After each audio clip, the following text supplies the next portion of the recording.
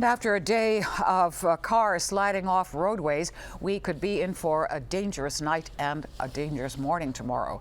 That's prompted nearly a dozen local schools to close for tomorrow. Among them, Fairfax, Prince George's County, Loudoun County, Prince William County, Manassas City, and Falls Church City schools.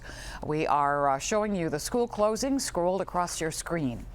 And of course, these sub-freezing temperatures are complicating efforts to clear the roadways. Richard Reeve continues our live team coverage from College Park with the road crew's plan of attack. Richard?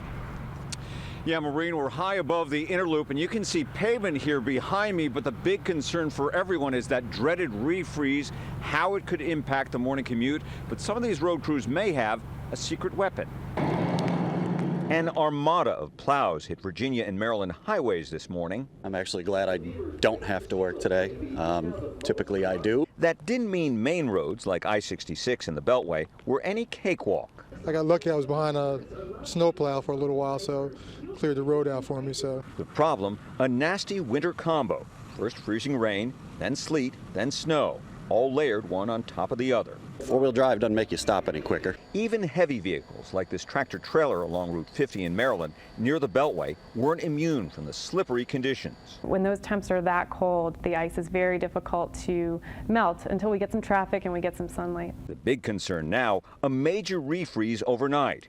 Road crews in Maryland and Virginia are using liquid magnesium, a super de-icer with a minus 26-degree freezing point to try to keep ice from reforming. So we're going to have to keep crews out even after we're done plowing and keep treating the roads and worry about that ice. Virginia is using 4,000 plow trucks, Maryland 2,600, to lay down salt and sand. Still, some residential streets, like here in Rockville, are untouched. Residential streets are still, kind of full with snow, and, we had a little bit more snow than we expected, so everyone's still in the house snowed in.